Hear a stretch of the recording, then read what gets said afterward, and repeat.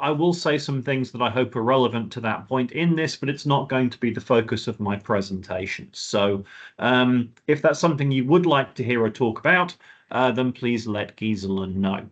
Right then, how to publish your research. Okay, so I recall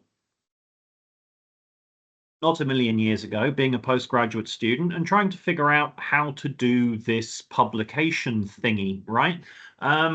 Because we all know it's very, very important, and it's a thing we're supposed to do, and it's what the proper academics do.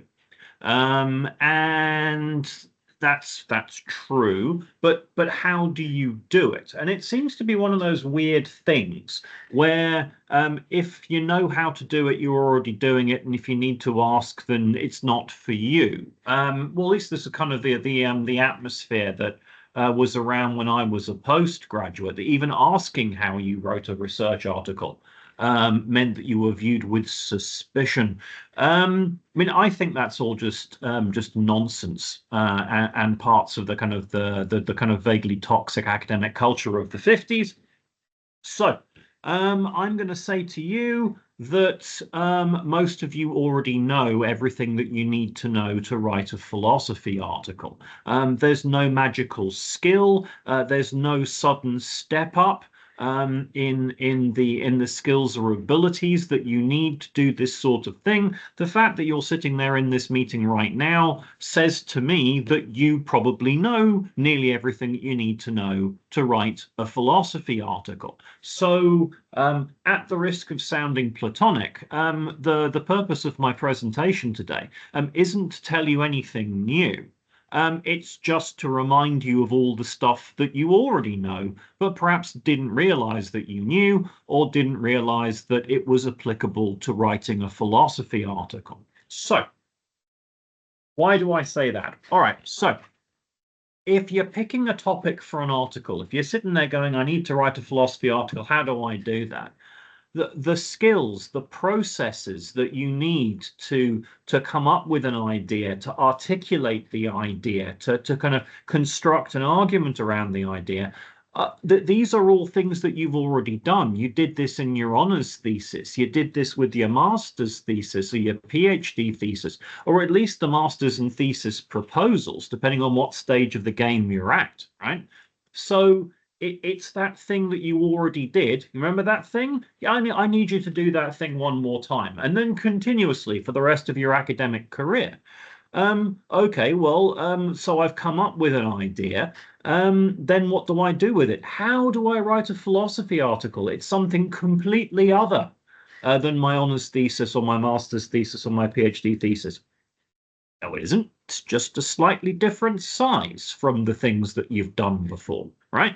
Why am I saying this? Because constructing an article involves all the same processes, research processes, cognitive processes, academic skills that you have already used, that you've already demonstrated when you wrote your honours thesis, master's thesis, PhD thesis, right?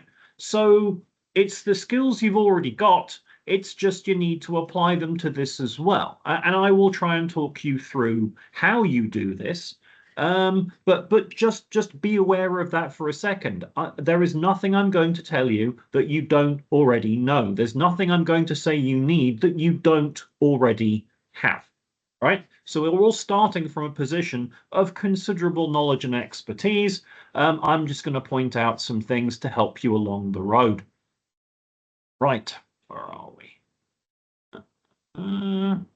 Okay, so here is the key thing, right? Writing a journal article, structuring a journal article is exactly the same as picking a research topic for an article, okay? How do you start? You start by asking yourself a series of questions. And this is true whether you're coming up with a journal article from scratch or you're trying to extract a topic from a master's or a PhD thesis, okay? You ask yourself these questions, right? What am I interested in? Because it's a labor, it's a serious labor producing an article. It needs to be a labor of love, right? So what is it that you're interested in? And try and pin it down. If someone asks you what you're working on or what your paper's about, and you start waving your arms around, right? Going, well, it's kind of a, no.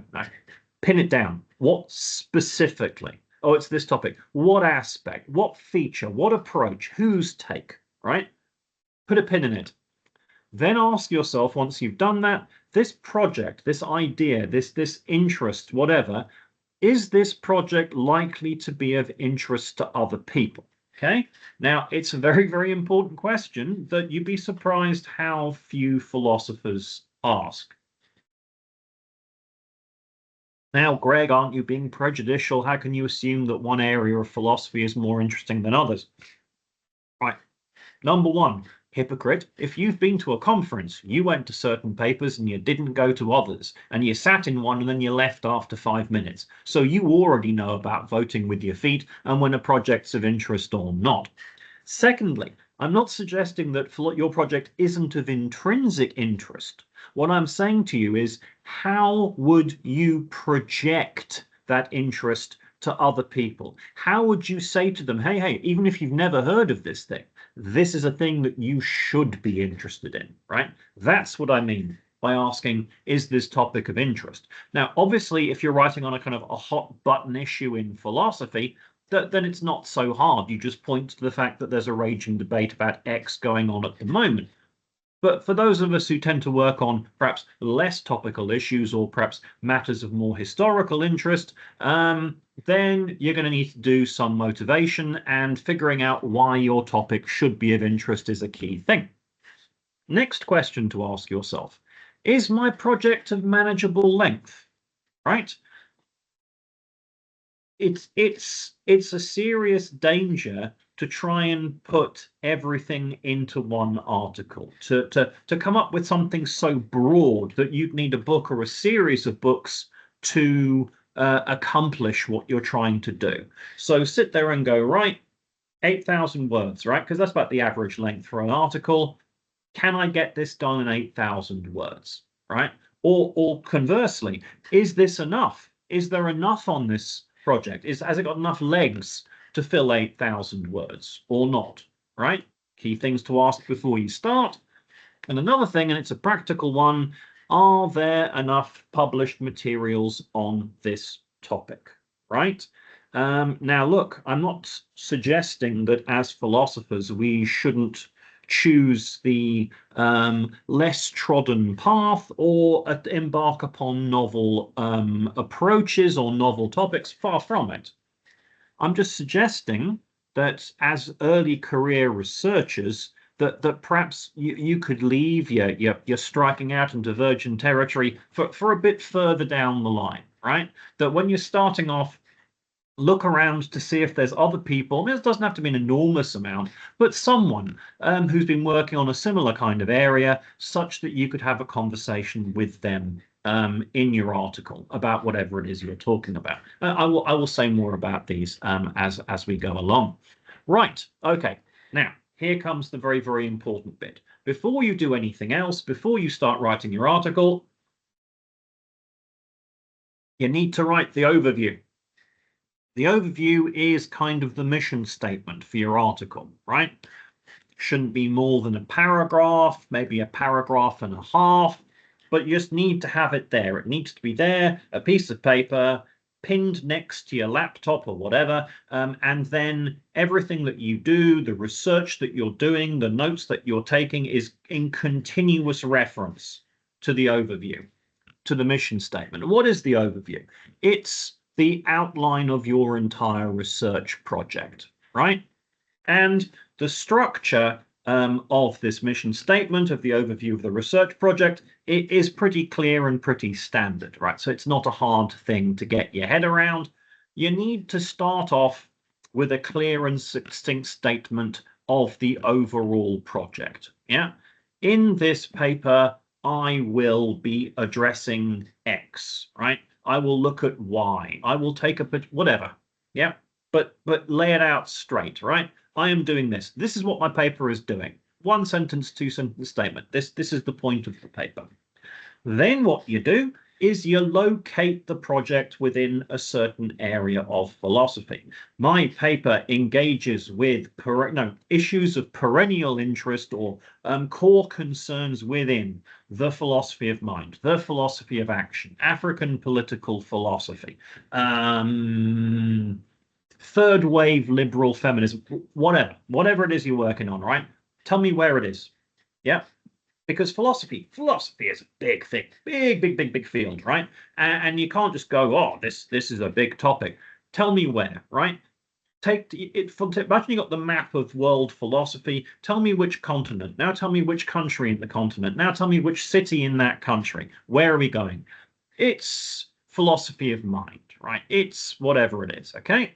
And then you go and identify the specific issue or problem that your paper is going to address. So this is a paper. It is in the fields of, I don't know, social contract theory, in political philosophy, and also materialist philosophy of mind, and the particular thing. So a particular debate or a particular issue or a debate about an approach or something, right? So you have effectively funneled the reader towards the particular approach that you're doing. Here's the issue. It's this area of philosophy. It's engaging with these particular philosophers. It's looking at this particular problem in these particular fields. Right? So the reader's reading this and it's taken them to exactly where your paper is. And then you lay out the particular approach that you will take. Right? Now, this could be a kind of theoretical approach that you're going to take. So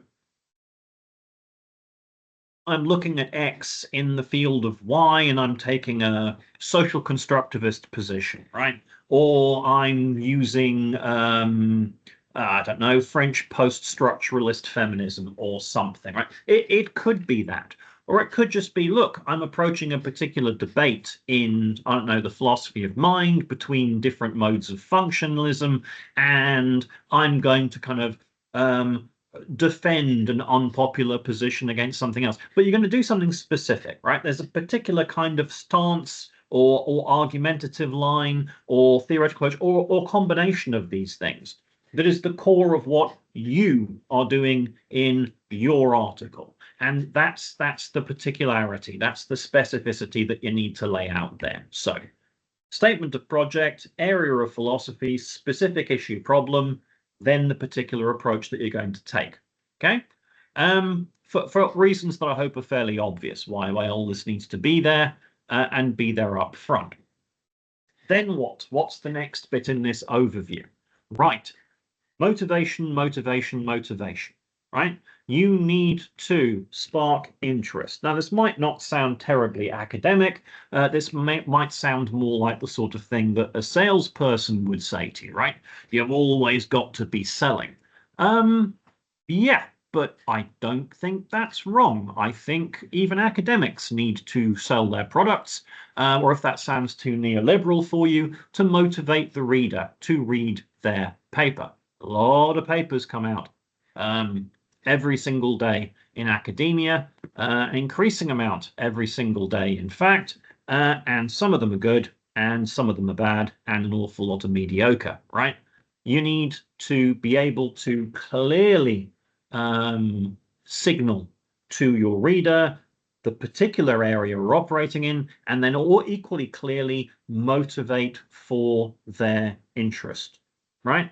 Why they should care about your project, why they should want to know about your particular project, okay? How do you do that? Well, it comes back to the bit I was saying before about identifying the approach that you're going to take, okay? So you've identified the problem that you're going to address in your paper, and all philosophy papers, however different they look, are usually sustained arguments which are attempting to address a particular question, solve a particular problem, or occasionally problematize a particular solution, but whatever, right? There's a core thing they're all trying to address. So identify what that is, okay? Here's the problem. I'm looking at this. I'm looking at this ambiguity here. I'm looking at this slippage. I'm looking at the conflict between X and Y. I'm pointing to a gap, a lacuna in philosophical understandings of artificial intelligence, disability, whatever you like, right? So You've identified the problem. You've located the problem within certain ongoing or pre-existing debates, right? So I'm looking at this problem. This problem is a major issue in current debates about, I don't know, the nature of God, or emergent substance dualism, or again, whatever you're working on. And then you go, right. And then you point to the problem with the problem area, okay? So here's what I'm talking about. Here's this point of issue. Here's a point of contention. Here's an ongoing debate in philosophy. And here's what's been missed. Yeah. So far, everyone's assumed X and not Y. So far, people have thought that this position has nothing to offer, when in fact it does. It's only been looked at this way. It's never been considered from a Marxist approach, a feminist approach, decolonial approach. Yeah. Identify a gap. Identify a hole, identify a problem, because then that's the motivation. Because you've identified a hole in the scholarship, you are going to plug that hole. That's what your article is going to do. That's how you motivate for a research project. That's how you motivate for your article. It cannot be implicit. It must be explicit. So work out what it is, structure it like that, and put it up there front and center in your mission statement, pinned next to your computer whilst you're doing the research for your article, to make sure that you don't forget it. You don't forget that you have to keep that front and center. Okay, so identify the problem, locate the problem within existing, ongoing, pre-existing debates, identify the gap in the scholarship about this particular problem, explain how your project is going to address this particular gap. And the important thing here is to always stay positive. Remember, you're always talking up your article. You're saying the things it's going to do, right? Now, obviously, you can't do everything, right? But don't spend all your time telling the reader, I'm not going to do this, and I'm not going to do that, and I'm not going to talk about this, and I won't have space to talk about that. That's negative talk. So what are you going to do? What are you going to focus on? What areas are you going to address?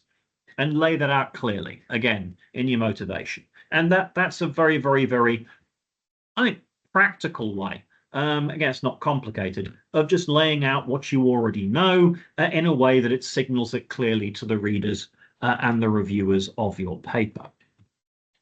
Right, now, still working on that overview a bit, and you would be surprised how many people forget this, particularly postgraduates. The payoff. Do not forget the payoff. Okay, you've explained the area you're working in. You've identified the problem. You've identified a gap in the scholarship. You've explained how you're going to address the gap. Now the payoff. What will the reader get out of reading your research, right?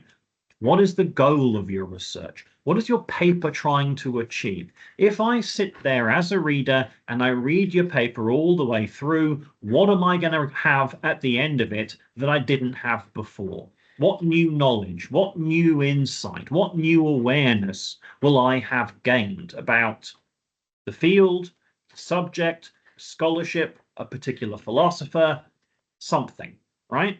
The payoff is absolutely vitally important.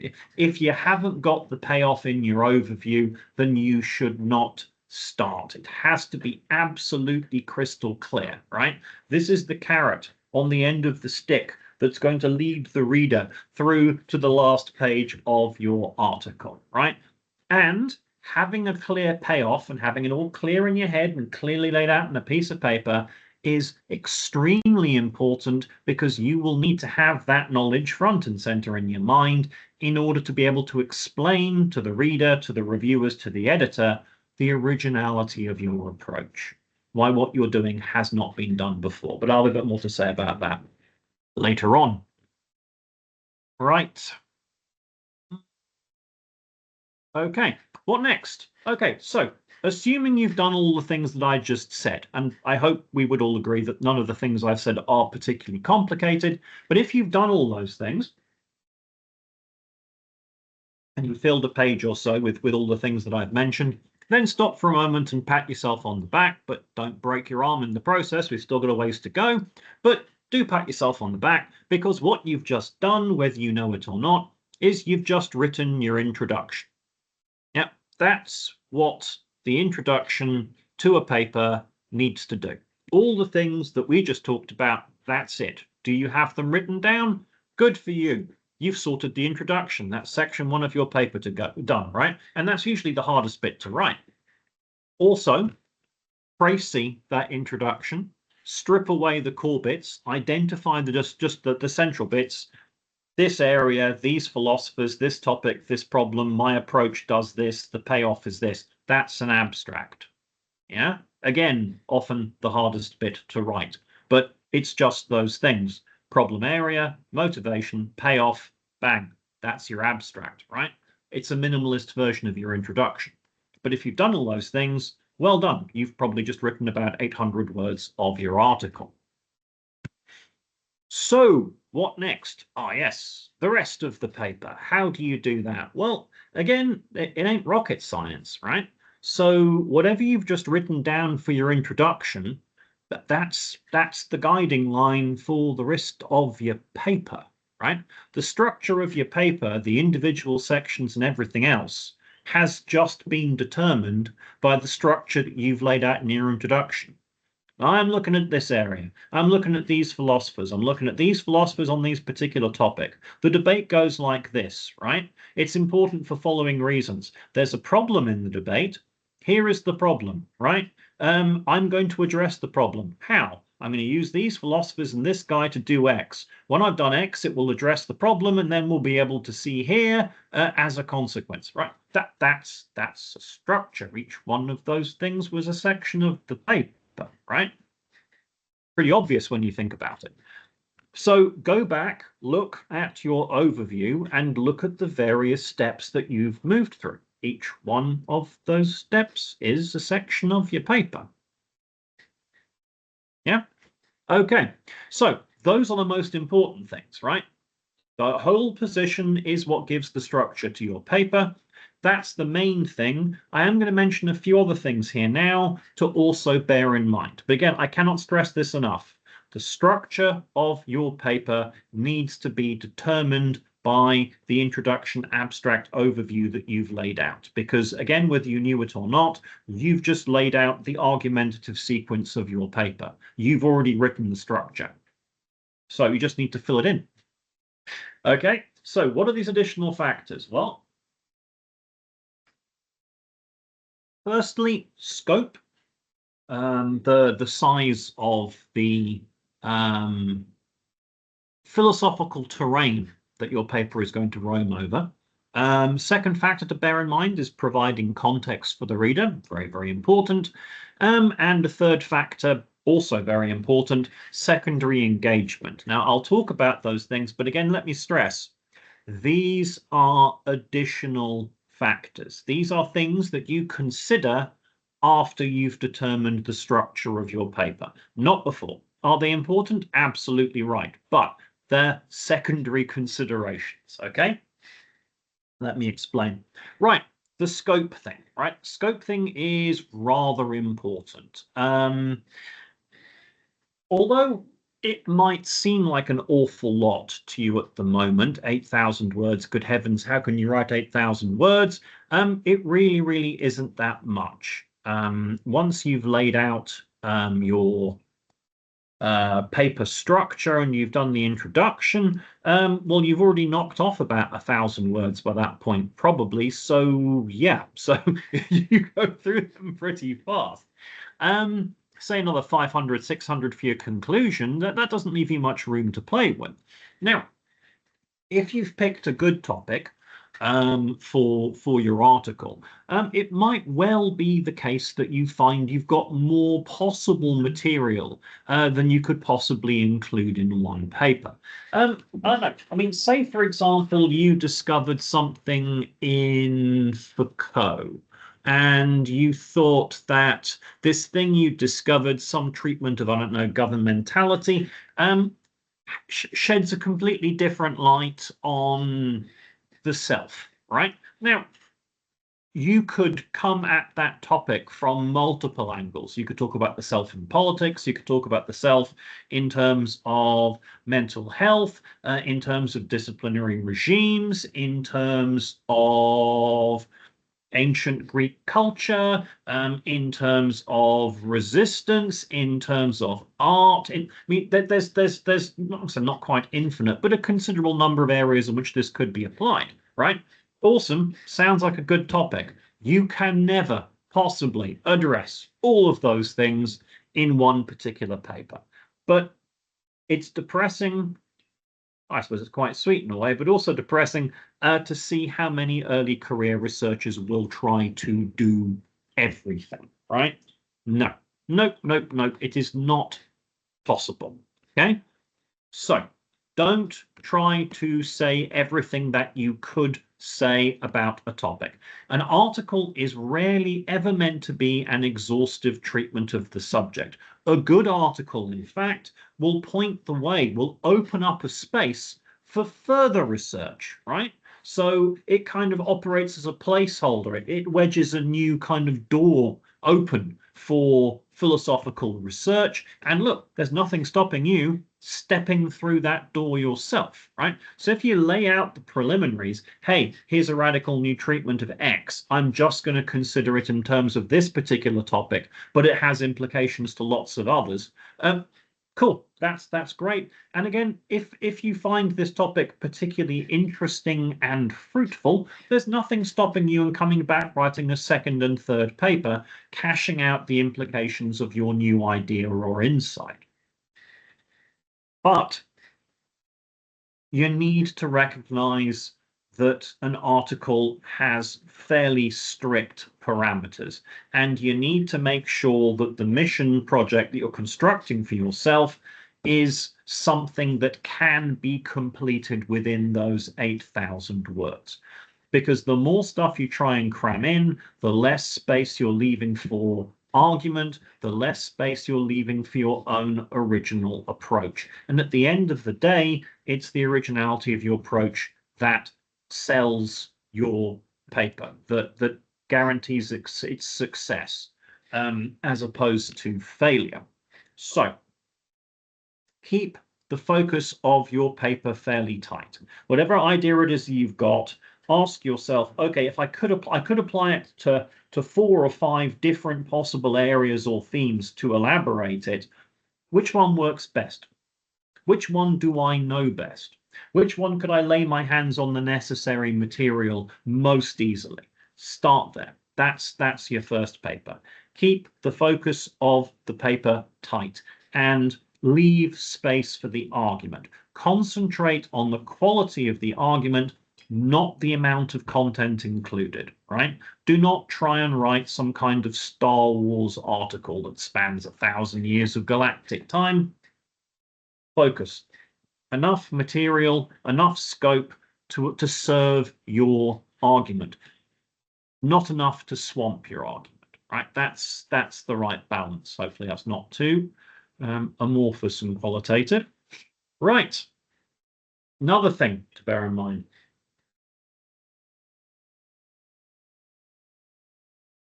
Secondary engagement. And again, this is often something, and look, this is me wearing my my editorial hat at the moment, or my reviewer 2 hat, because I do review quite a lot of articles. The number of papers that I come across and they automatically fail, and it's not just articles, it's often the case I find with master's theses, even PhD theses, that there is no engagement with the secondary scholarship. Now, philosophy is meant to be a conversation and not a monologue, right? What does that mean? It means you, and I do mean you, must engage with the relevant secondary texts, right? Now you might be sitting there thinking like, well, why? I'm writing a paper, and my paper is a novel interpretation of, I don't know, something in Hobbes's Leviathan. Cool, awesome, right? But you're not the only person who's ever written about Hobbes. You need to bring those other people into a conversation. right? You need to engage with them. You can't just write a paper, I don't know, on something like, I don't know, Plato or Dworkin, as if you're the first person who's ever thought to write an article about this particular person. Yeah, you've got to see who's been. I mean, imagine it this way, right? So now you're traveling along a path. You need to know who's been on that path already. Those secondary texts. Why? Why is this important? Okay, so this comes back to the things I was saying earlier on when I was talking about the payoff. Okay. If you engage with the secondary scholarship, so you don't just read Plato's Gorgias, if that's what your article's about, you also engage with people who've also written about Plato's Gorgias. And more specifically, if you're writing about, I don't know, the relationship between justice and health in Plato's Gorgias, you engage with other scholars who have also written about justice and health in Plato's Gorgias.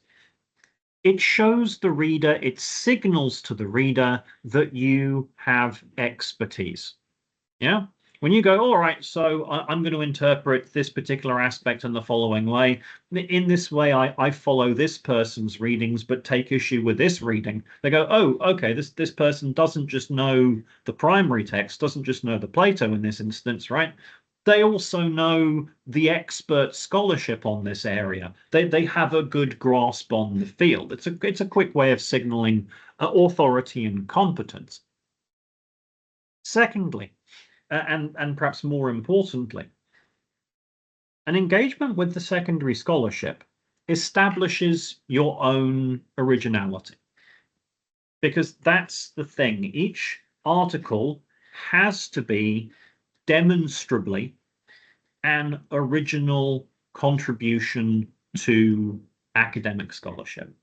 Now, if you don't know what other philosophers have said about philosophical topic X, then how could you possibly know that your own take on topic X is original? In order to claim that something is original, you have to know that no one else actually has said this about the topic before. And if you haven't read the people who've written on the topic, you're in no position to make an originality claim. And you do need to make an originality claim. I mean, that I cannot stress enough. That is absolutely vital. So, secondary engagement shows expertise, establishes your originality, and again, this relates to the payoff thing. It also helps establish the contribution that your paper is making, the novel contribution your paper is making to philosophical scholarship. Okay, so you're going to go, right, I go, oh, this person knows what they're talking about. Okay, yep, that's an original claim. And you go, aha, because my claim is original, it gives us this new angle. It gives us this new approach. It adds to this, right? I go, oh, okay, yes, I can see how this paper is making a contribution to the sum total of philosophical knowledge. Now, if that sounds horribly daunting, right? No one's suggesting that you have to go away and come up with a new version of the mind-body problem or something like that. But a novel contribution can be something like a new reading of a particular philosopher, a new approach to a philosophical issue, a new addition to the body of research on whatever, right? I'm going to do a kind of a radical feminist critique of this, right? And using decolonial theory, you go, oh, well, no one's done that before. That sort of thing. These are all originality claims.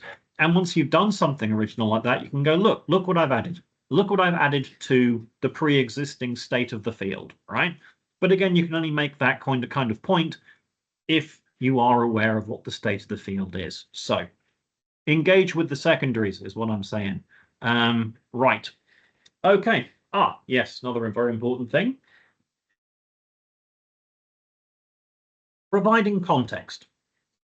Okay, so you've done your mission statement. You've laid out the topic you're looking at. You've laid out the thinkers you're using. You've pointed to a hole. You've explained how what you're going to do is going to fill the hole. Marvelous. Right. What next?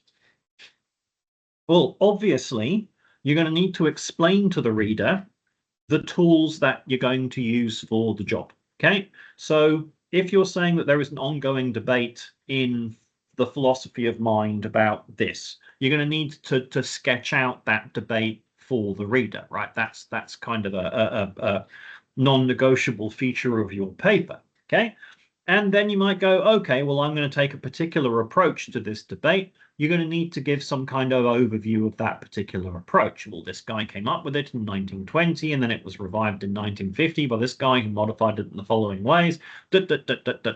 Right? Okay.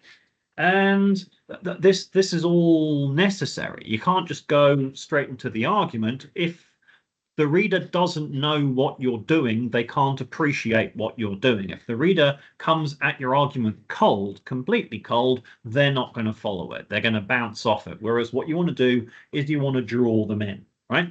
So think about it this way. I don't know if you've ever watched a TV show. Whenever I think about this, I always think of the TV show The Sopranos. Because every single time the episode started, you got the HBO thing, and then fade to black, and you're waiting for the theme tune to kick in and the credits to start playing. But always there was a moment, and a voice went, "Previously on The Sopranos," right? And then you got this really quick, snippy précis of clips of all the stuff in the previous episodes to bring you up to speed for what was going to happen in that episode. That's what you need to do with your paper, right? But not too much. There is a danger of overloading your paper with too much detail, too much historical background, too much intellectual context, too much exegesis of other texts, and then not enough time getting to your own argument, interpretation, analysis, or what have you. So the balance here is figuring out how much is the minimum amount that you need to include, right? If you go, right, if someone came at my paper and they're intelligent and they're interested in philosophy and they have a bit of a background in philosophy, but they don't have expertise in my area, what's the smallest amount of information that I could give them that would bring them up to where they'd need to be to appreciate what I'm doing in this paper? That's the right amount of context. So figure out the least possible amount. Yep, that the absolute bare minimum, and then do not exceed this minimum. That's my advice to you here, right? How do you do that? Well, look, you're going to write it out, and odds are you'll include more context than is necessary. You'll include more exegesis than is necessary. Whatever, that's fine. But then go back through it, through that first draft, and every time you provide a bit of historical detail or biographical detail or contextual detail, or you kind of spend a paragraph or two cashing out exegetically what a particular thing means, blah, blah, blah, blah, blah, put your finger on it and ask yourself, is this a load-bearing point? Yeah. And what I mean by that is if it's load bearing, you know it, because if you imagine your paper with that line removed and the whole argument collapses, then it's a load bearing point. However, if you could pull it out and it doesn't actually harm the argument, now you might think it's a bit less informative. You might think it was nicely nuanced. You might think it kind of it was a particularly nice literary flourish. Really? Cut it. It wasn't a load-bearing point. Yeah, you're in love with your subject matter. That's why you're writing this article. Don't assume that your reader is. If it's not load-bearing, snip, snip, snip, right? Every single time. Okay. Right, another important thing, the conclusion.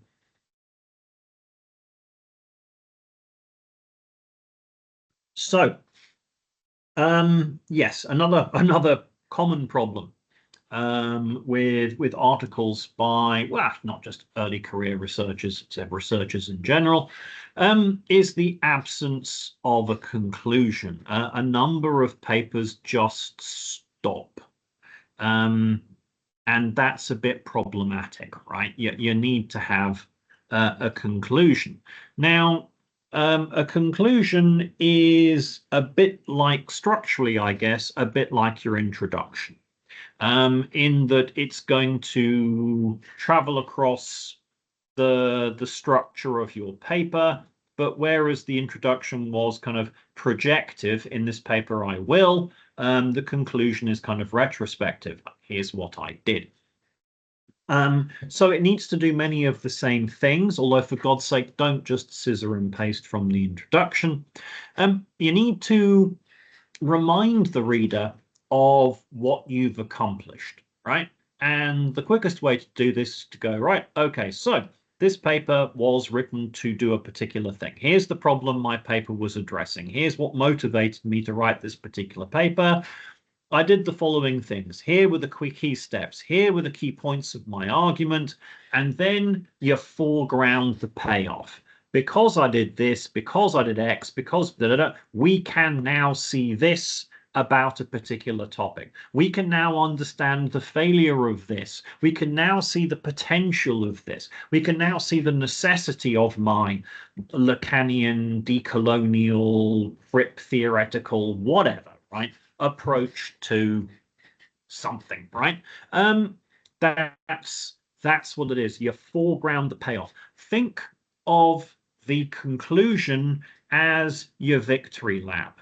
If you watch the Olympics or something, when they've done the finals, everyone stops running, but apart from the victor, and the victor jogs around the circuit, receiving the applause from the audience, whilst they show highlights from the race behind them on the big screen. That's your conclusion. That's what you're doing. Remind the reader, yeah, I did this. It was motivated by this. I looked at these things. Look how clever I was, right? Now that you've been through all this, here at the end, we can see the following things. Yeah. Well done you for sticking it out. Here's what you came for, right? That's the conclusion. Now, for a grace note, and different journals have different takes on this, but it's never a bad thing to do. If the editor doesn't like it, they'll tell you to take it out. If you can, point to future research applications of your argument or your approach. Yeah. Okay. In this paper, I applied my I don't know, intersectional feminist approach to this and showed you these new and exciting things, but it could also be applied to this and this and this and this, right? And that would tell us the following important things. So yes, that these are other areas that my approach needs to be applied to, right? So you're going, here is my paper, here's what I did, here's why it was original, here's the payoff, here's the contribution it's made to philosophical scholarship, but it's not a once and done. Look at the further downstream implications of my paper for the following things. Look at the further research it could generate, right? Nice. Or alternatively, you go, look, I've been looking at this particular thing, but for reasons of space or whatever, I only looked at it in the context of, I don't know, heterosexual gender structures. Whereas that's not comprehensive, it's merely suggestive. Far more research is required to see how P operates in homosexual contexts, in et cetera, et cetera, et cetera, et cetera. But that's fine too. Again, it's the same sort of thing. It's going, look, I've got a cool approach, or I've got an interesting take here, and I haven't exhausted the topic. In fact, what I've opened the door is I've done here is I've opened the door to further areas of application, further fields in which this thing could be applied, or in fact, I've taken the first step in a much larger body of knowledge that needs to be, a body of research that needs to be carried out, right? That sort of thing isn't a bad way to finish a conclusion either. One thing I would say, and again, opinions differ on this, is don't go too far away from your paper, from the core things that your paper was addressing in your conclusion. I've read some conclusions And it sounds like the author's already starting to write the next paper that they're thinking of writing.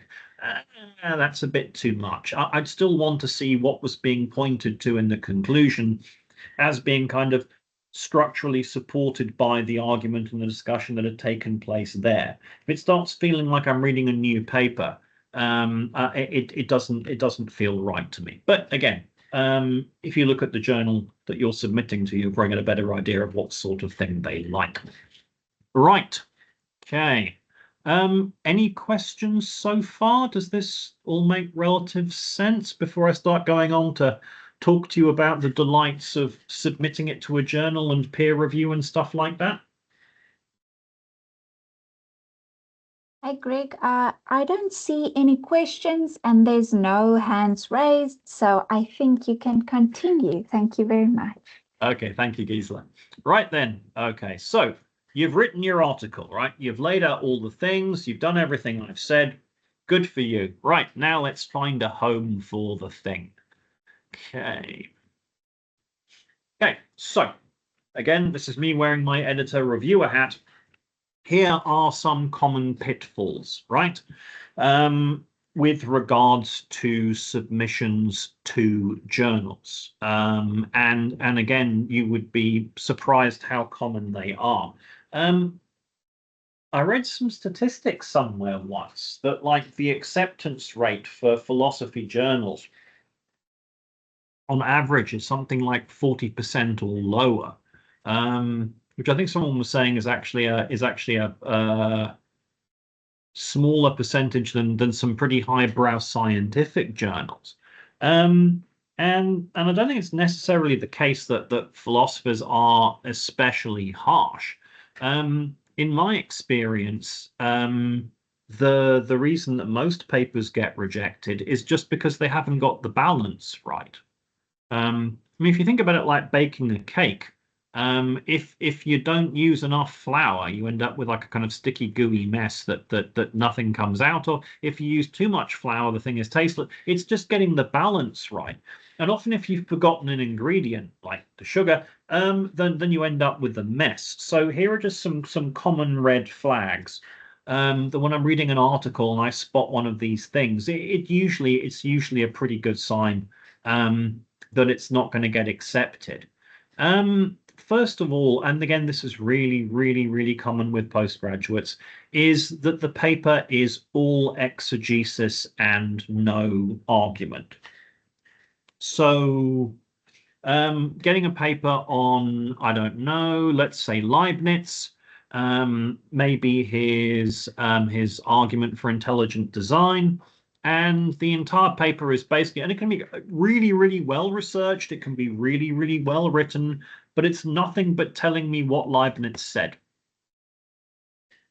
There's no argument, but they've reconstructed beautifully what Leibniz's argument, but it's kind of happening in a void, right? So I read the kind of thing and I go, okay. If I was reading perhaps a secondary textbook, a guide to Leibniz, this would be really useful. But where's the argument? What problem is being solved here? What are they? What can we put it this way? What problem are they using Leibniz to solve? Or what problem in Leibniz scholarship is their interpretation solving? But instead, I don't get that. I just get this entire paper talking about what a different philosopher said, and that's it. And we get an awful lot of that. You often get this when a master's or a PhD student has decided to basically take the lit review chapter from the PhD or master's thesis and just submit that as an article. Yeah, so that's a problem. Another problem is no originality.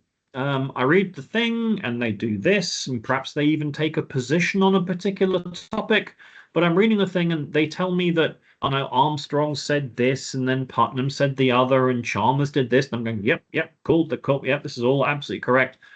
And then I get to the end of it and I go, but where was the author's argument? What have they told me here that I wouldn't have known already if I'd read the secondary scholarship? So, I mean, even if they're advancing an argument, if they go, yes, I'm going to argue for I don't know, a behaviorist solution to the mind-body problem, and they rehearse Hempel and Gilbert Ryle and blah blah blah, and basically rehash their arguments against Descartes or whoever, and they kind of go, okay, cool, but where's the originality? What are you adding to their arguments? How are you problematizing them? How you extend it? It's just telling me what someone else said. So it's a bit like exegesis, but you're now exegetically relaying me an argument that other people made. There's still no argument of your own, no originality. And again, that is an essential ingredient. It's the raison d'etre of a philosophical article. If it hasn't got originality, it should not be submitted for publication. Okay, another problem is a weak argument structure. So you're reading the paper, it might be well written, the person might even have an original take, but the argument kind of meanders, and they get excited about this, and they switch topics suddenly, and there's no flow. There's no systematic build-up. It's not like someone has designed a route that's going to take you from A to B, and each step they're giving you the information necessary to get you to the next step. It meanders, yeah, like a path through an ornamental garden. That's often problematic. Obviously, we want to see knowledge. Obviously, we want to see expertise, but at the end of the day, it's the argument. It's the clarity and the strength of the argument that makes or breaks a philosophy paper.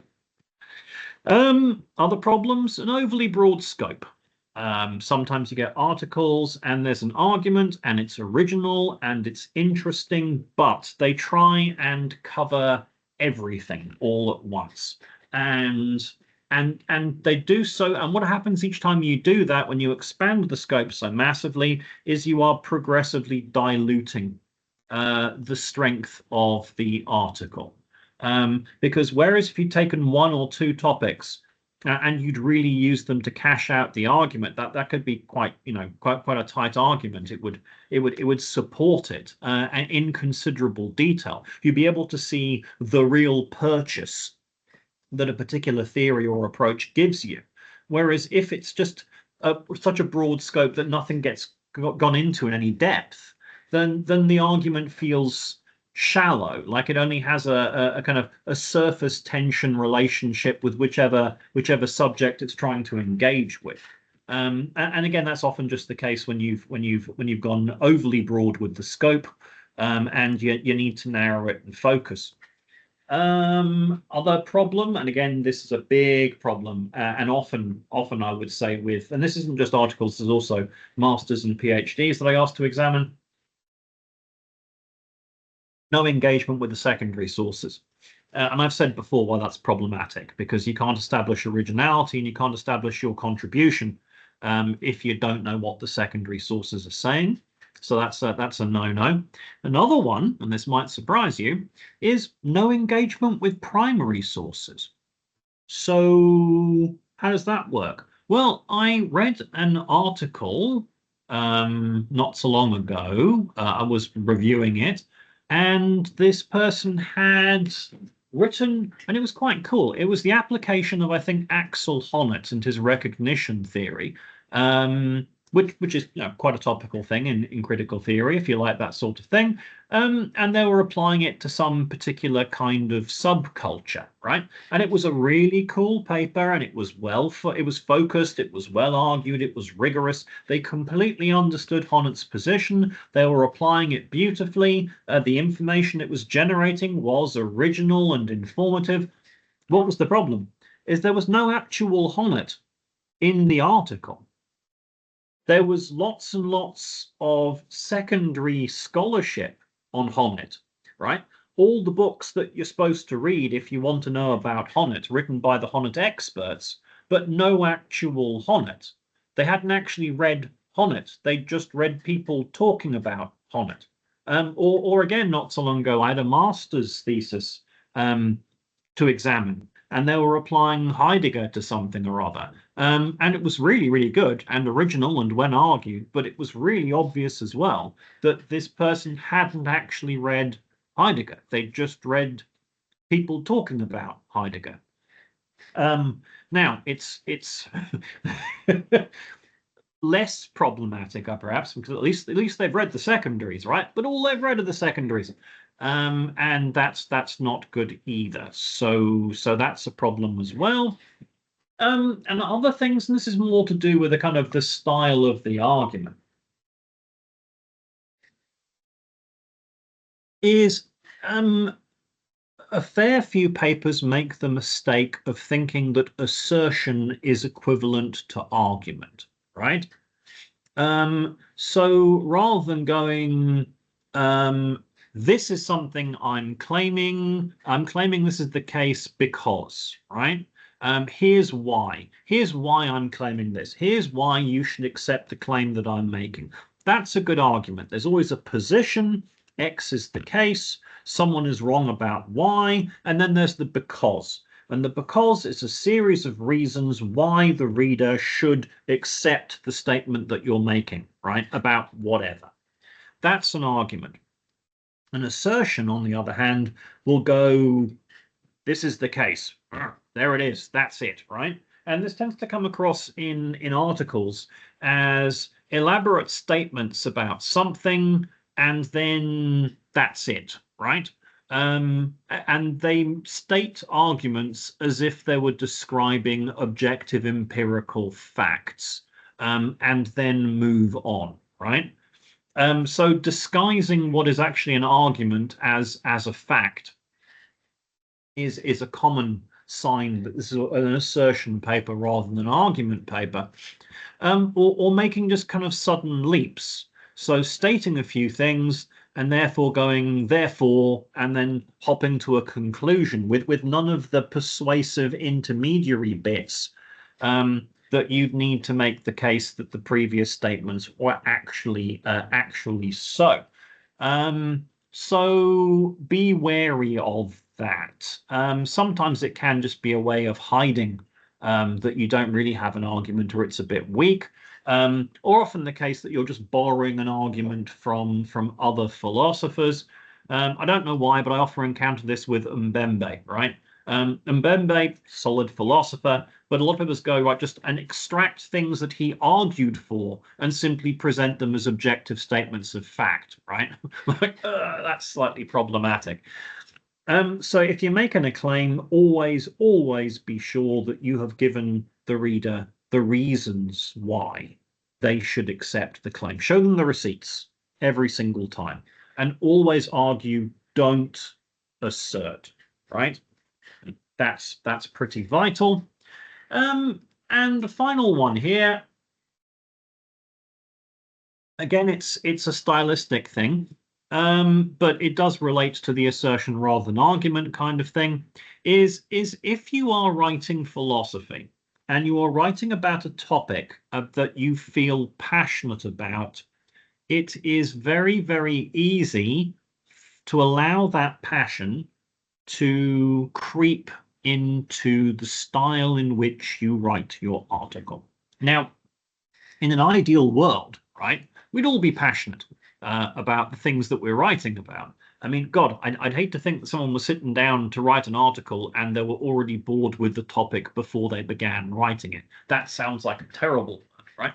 But there's being passionate about a subject. I mean, I'm passionate about lots of things in philosophy, but I'm not going to have a fight with a guy in the bar afterwards because he disagreed with my interpretation of Adorno, right? I'm not passionate about it in that kind of way. I don't think that anyone is going to live or die dependent upon people accepting the argument of my article. I would like to say I have a fairly realistic understanding of what the effects of this article are going to be on the wider world, i.e. pretty minimal outside a community of philosophers. However, there are some people in philosophy, bless them, who do work on issues of extremely burning topical relevance, or that deal with issues that are by their very nature particularly emotive. So trauma or assault or gender-based violence or racial or other forms of historical injustice, or alternatively, who are engaging with political forms of philosophy that directly address contemporary situations or that engage with political concerns which are close to their heart. Now, in that case, the kind of passion that they bring to their subject matter is often coupled with a broader concern with issues of social justice or democracy or what have you. And these are things that people get passionate about, and rightly so. The danger is when writing papers on these types of topics is that because the subject matter is of such deep personal concern to the author, that they allow their style, their argument style, to become overly polemical, such that they aren't constructing an argument, they are haranguing the reader. They are telling them what they must think. They are telling them in a rather normative fashion. Or, for example, that you start getting excessively personal with people who hold alternative positions to the ones you are advancing. That the people whose positions you are criticizing are vilified or maligned, that you play the person rather than playing the argument. Yeah. Something very much to avoid, because a polemic, whilst it might be useful as a tool of political agitation propaganda, is not an appropriate form for a philosophical argument. And that polemical style tends to devolve into highly emotive assertion rather than the structure of an argument. And look, you might go, no, I disagree, fine. But my then question will be, do you want to publish your article or not? And if the answer is yes, then you need to present the points in an argumentative fashion, in a relatively dispassionate way, and avoid polemics. This also applies for subject matter that is of a sensitive nature, to avoid getting overly emotional. And this can take place in two ways. One, that you appeal to various effective reasons on part of the reader to motivate your argument, which is kind of cheating, or else that you couch your arguments in a particularly emotional style, such that you begin to intrude into the argument, or that you allow your emotions to get ahead of the argumentative support. Again, I'm not suggesting we should write our articles like robots, but again, look at the core things here: argument, structure, originality, right? Well, and all the different ingredients, okay? Now, obviously, if you're writing about something that's emotive, the reader will feel, if you have done your argument properly, emotionally affected. But again, the point of the paper is to persuade through argument to a particular conclusion. So what I'm just saying is try to maintain a balance. Try to keep the voice in which you're writing at a reasonable level. Try to, how can I put this? Try not to make the success of your articles' argumentative drive contingent upon non-argumentative factors, political allegiance, or emotional appeal. Yeah, I think that's what I'm saying, probably badly. But those are common pitfalls. First, a paper comes across my desk and it's got one of those things. Its likelihood of being desk rejected goes up significantly, or at least you're going to be looking at revise and resubmit or major revisions for the rest of your natural life. Gisela, you have appeared on my screen. Yes, thank you. So, Greg, thank you very much. Before we continue, because you requested that we work in this particular fashion, Noel asked a very important question. They asked, kindly shed more light on how to remain within the context, as the scope has to be focused, yet the scope has to be broad enough such that the paper remains relevant. How can one balance these two issues, that is remaining within the context and focused, and the scope being broad, yet not overly broad in scope? Okay, right. So two ways I think you could do that way. First of all, if you've got a topic or a paper and it intersects with a variety of other areas, so the thing you've got to say has got to do with art and also with technology and also with labor. Ask yourself, can any one of these things by itself give me enough material to work on to prove my point? And if the answer is yes, then I'd suggest you limit yourself to one of those areas. That's what I meant by scope, right? Rather than talking to every single aspect that your argument touches upon, focus upon the one that is best going to serve your particular needs in this paper. That's the scope thing. The context thing is simply this. Imagine you've met someone at a conference, right? And they want to know what you're doing and you want to tell them, but you've got a limited amount of time.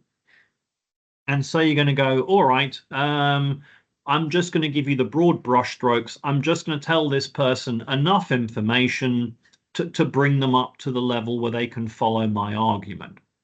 Right? Now, how much information that is entirely dependent on what kind of argument you're making, what kind of research you're doing. In some it will be more, in some it will be less. I can't tell you in advance. There's no one size fits all, but you can, regardless of what your topic is, work out what the bare minimum is, right?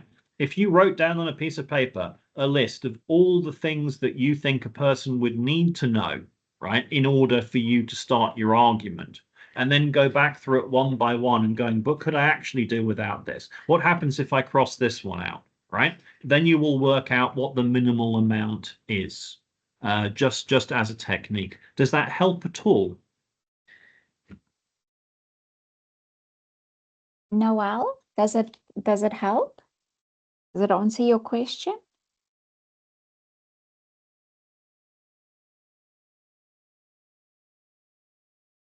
Greg, while we wait for Noel to respond or give a thumbs up, I also have a question.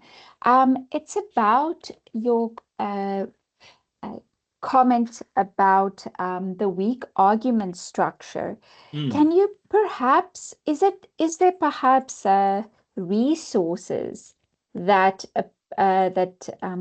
postgraduates should turn to maybe aid them in this regard? Because I also I think this is maybe an assertion, so sorry for that, that the weak argument structure can also cause or motivate an author to become over emotional because they don't know how to step by step make an argument. So is there perhaps resources or something? Because I think that could maybe address some of the other pitfalls as well.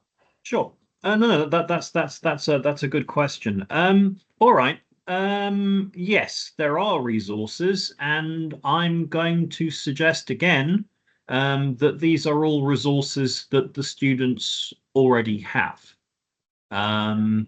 So let me elaborate. Gisela, are you still with me?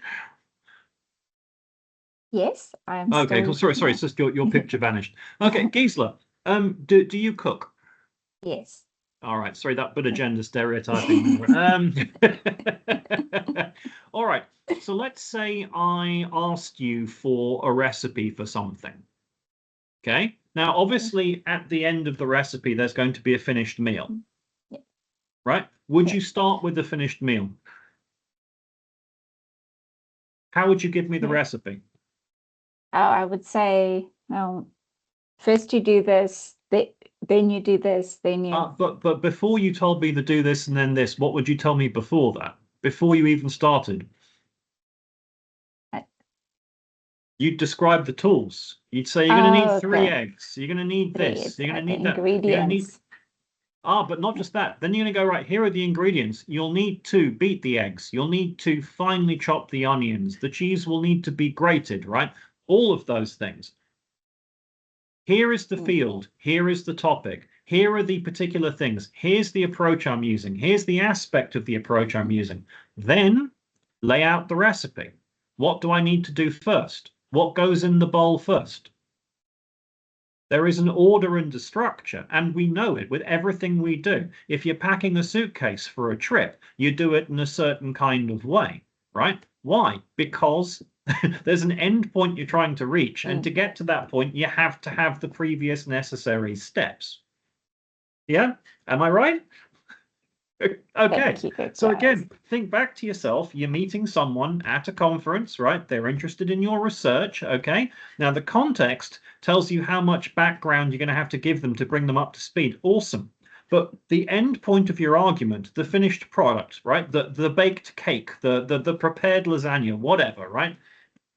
What are the steps that you are going to have to go through to get to that point, right? So I'm going to have to lay out the particular problem area, right? Then I'm going to have to lay out the recent debate and the particular kind of approaches that have been taken, right?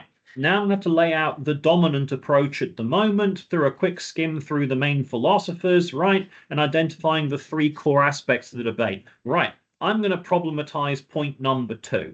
Right, okay, why? Reasons, right? How am I going to problematize it? I'm going to problematize it using decolonial theory. What's decolonial theory? Well, decolonial theory is this. Tracy, exegesis. Okay, marvelous. It's relevant to this topic in the following ways. Oh, okay, right. If you apply it to this particular thing, you can see it completely destroys the argument for the following reasons. Okay, so what? Well, if point 2 is destroyed, then the whole house of cards falls apart, and we must abandon this particular research method. Hooray for my decolonial approach, yeah?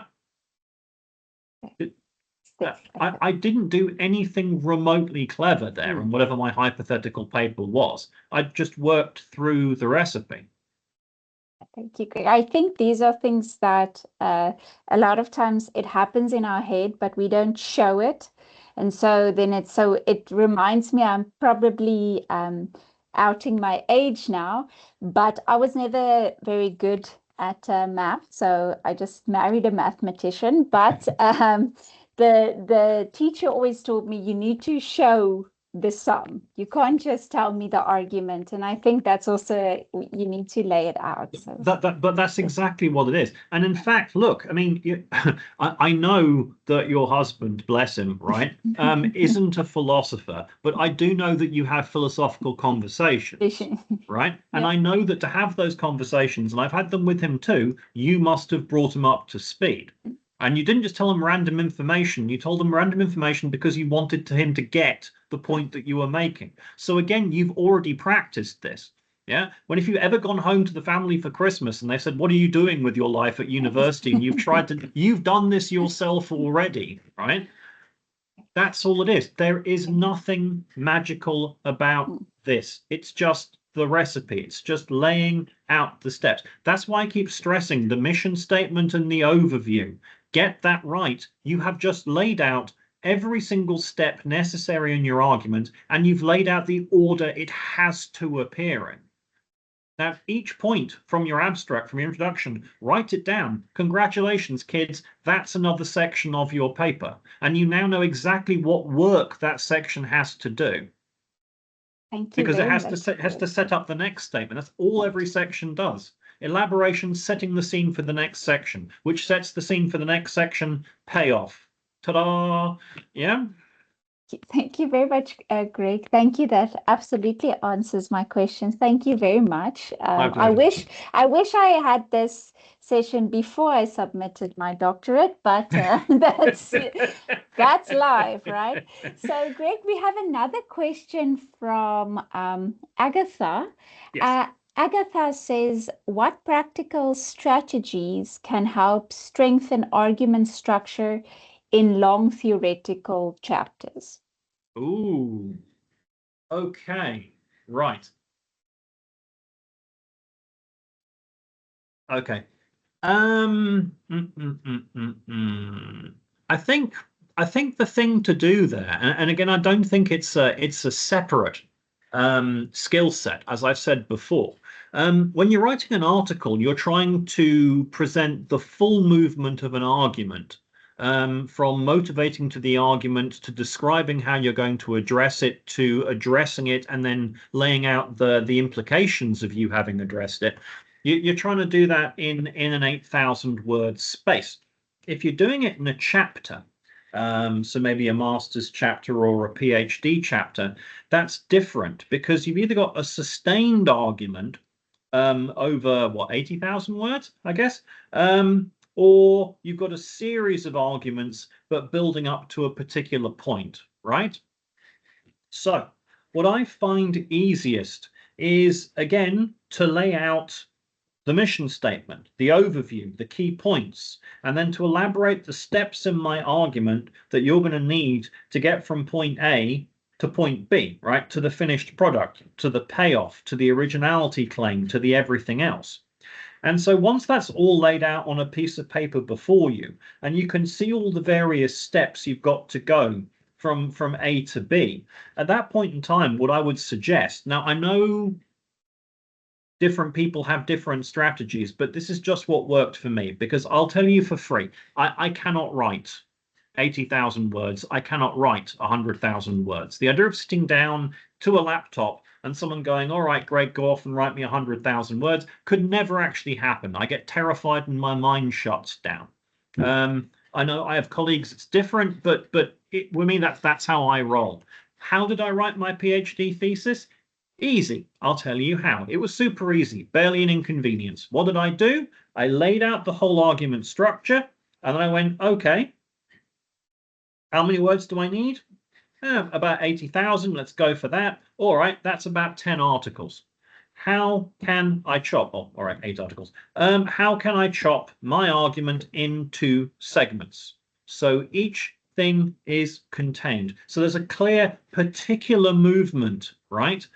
Within that particular chapter. Now, obviously, they all added up to the payoff, to the conclusion, to my interpretation, whatever that was, I can't remember. But that's how I did it. I broke down the individual steps of the whole argument, and each one of those steps was a chapter. Now, of course, okay, right. So how did you structure the chapter then? Well, that was easy because, okay, so if my whole argument was a movement from A to Z, then I knew that, say, chapter 4 had to go from, I don't know, M to P, right? And I go, okay, so what is the structure of this sub-argument? What is the sub-question that this particular chapter is addressing? What movement needs to happen here to set up the next chapter? How is that movement a step towards answering the research question that motivates the entire project? And then once you understand all that, you do the same thing again. You write yourself a mission statement, you write yourself an argument structure, but now for a subsection of the argument, but with the same thing. Point, tools you're using, the problem you're going to address, the movements you're going to make, the theories you're going to apply, the necessary context, and then into the argument. Now, at the end of that particular chapter, rather than going, here is the payoff, I've answered the thesis question, you go, here is the mini payoff, here is the chapter payoff. And because of this chapter payoff, we are now in a position to address whatever it is you're addressing in the next chapter.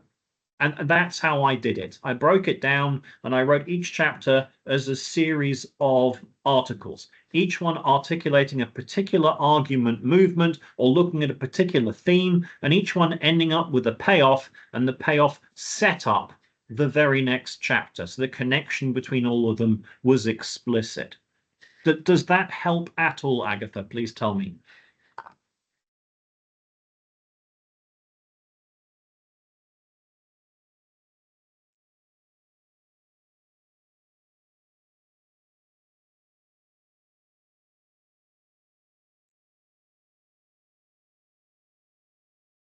Greg, Agatha Yes. says yes.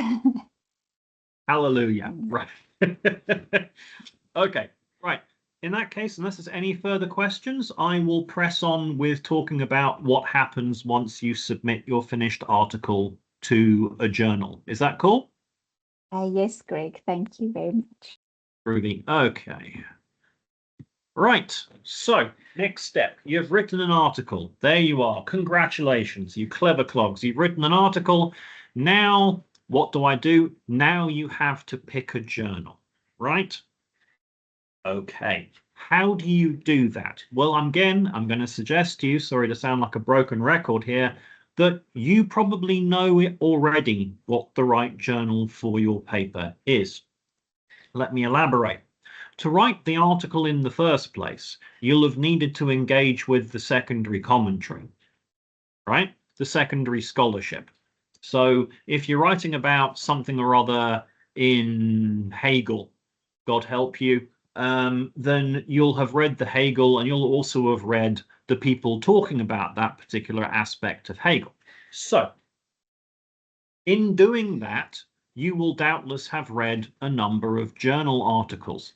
Well, congratulations, right? You now know a number of journals that publish the sort of stuff that you've just written an article about. So go back to the bibliography for the article you've just written and look along and note the names of all the journals. Yeah, and then start investigating them and seeing what their submission policy is, what their word limits are, blah, blah, blah, blah, blah, right? So your own research is often the best guide to the right place to publish your paper. Another way of identifying a journal is to search a database. So you could use JSTOR if your university's got that, Web of Science, or if you just go on to Google, right, and you go to Google Scholar, then just type in the keywords for your articles. So if you've written something on Heidegger and the relationship between technology and art, you'd go Heidegger, comma, technology, comma, art. You'd hit search. You'd limit your search to, say, the last, I don't know, 5-10 years. It'll bring you up a whole bunch of journal articles. Scroll through those. Identify the ones that look closest to the sort of thing that you're doing, and then note the names of the journals, because you already know that recently they've published research of the sort of thing that you're doing, and that's a good possible target for your paper. Another thing to do is ask around. I cannot tell you how many publications of mine have resulted from someone mentioning or recommending a particular journal to me, right? Like, oh, cool. I just randomly came across this journal. They're doing, aren't you working on that sort of area? Oh, yeah, yeah. And you write down the journal article and off you go. Ask your supervisor, right? That you'd be surprised how much they know about possible journals. They might have lots of tips for you, or if they don't, they might know someone who does. Talk to your peers, talk to other students, talk to other postgrads, ask people at conferences. There's a lot of this information there. This is the thing, right? I keep trying to stress is most of the skills that you need to succeed in this game, you've already got. Most of the resources that you need, you've already got. You just don't know that you've got them, right? And your peer group is one of the best possible resources. I will often just consult friends of mine, and my academic friends are usually people that I was postgraduates with at the same time. So there you go. So do that as well. Then once you've done that, you've looked at your bibliography, you've done some database researches, you've asked your supervisor, you've asked colleagues, what have you. Make a list of the journals. So there you are. You're sitting there with your list of journals. Well done. Now what do you do? Now rank those journals. What do you mean by rank them? Well, let me introduce you to the wonderfully marketized nature of the neoliberal academic publishing process. Kids, hang on to your hats, right? Different journals have different rankings. There is something called the Q ranking system, okay? And journals are all ranked on this system from Q1 with the tippity top ones to Q4, the bottom ones. Now, do these Q rankings reflect the academic merit of the journals? Do they? Hell, they like to think they do, but they don't, right? What they do rank is how many people read, cite these journals, blah, blah, blah, blah, blah. But seeing as our universities are all run by the accountants these days, they view journal prestige in terms of this particular Q ranking.